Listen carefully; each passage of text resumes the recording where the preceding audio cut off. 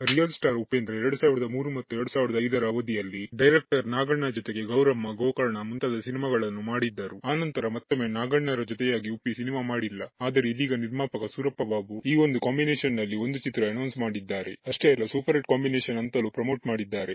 ಅಕ್ಷಯ ತೃತೀಯದ ವಿಶೇಷ ದಿನದಂದು ಇದೇ ತಿಂಗಳು 30ರಂದು ನಾಗಣ್ಣ ಮತ್ತು ಉಪ್ಪಿ ಸೂರಪ್ಪ ಬಾಬು ಅವರ ಸಿನಿಮಾದ ಟೈಟಲ್ ರಿವೀಲ್ ಆಗಲಿದ್ದು, ಹಾಗೇನೆ ಈ ಚಿತ್ರದ ಕತೆ ಮತ್ತು ಇತರ ವಿಚಾರವು ಈ ದಿನವೇ ರಿವೀಲ್ ಆಗುವ ಸಾಧ್ಯತೆ ಇದೆ. ಅಲ್ಲದೆ ಟೈಟಲ್ ರಿಲೀಸ್ ಮಾಡ್ತಾ ಇದ್ದೇವೆ ಅನ್ನೋದನ್ನ ಆನಂದ್ ಆಡಿಯೋ ತಮ್ಮ ಅಧಿಕೃತವಾದ ಪೇಜಿನಲ್ಲಿಯೇ ಹೇಳಿಕೊಂಡಿದೆ. ಒಂದು ಹಳೆಯ ಹಿಟ್ ಕಾಂಬಿನೇಷನ್ ಮತ್ತೆ ಪ್ರೇಕ್ಷಕರನ್ನು ರಂಜಿಸಲು ಬರುತ್ತಿದ್ದು, ಈ ಸಿನಿಮಾದ ಮೇಲೆ ಕುತೂಹಲ ಹೆಚ್ಚಾಗಿದೆ. ವಿಶೇಷವಾಗಿ ನಾಗಣ್ಣ ಉಪ್ಪಿ ನಟನೆ ಸಿನಿಮಾವನ್ನು ನಿರ್ದೇಶನ ಮಾಡಿದ್ದಾರೆ. ಇನ್ನು ಸೂರಪ್ಪ ಬಾಬು ಅವರು ಉಪ್ಪಿ ನಿರ್ದೇಶನದ ತರ್ಲೆ ನನ್ ಮಗ ಚಿತ್ರ ನಿರ್ಮಿಸಿದ್ದಾರೆ. ಹಾಗಾಗಿ ಈ ಮೂವರು ಸೇರಿ ಇದೀಗ ಒಂದು ಸಿನಿಮಾ ಮಾಡ್ತಿದ್ದಾರೆ ಅಂತಾನೆ ಹೇಳಬಹುದು.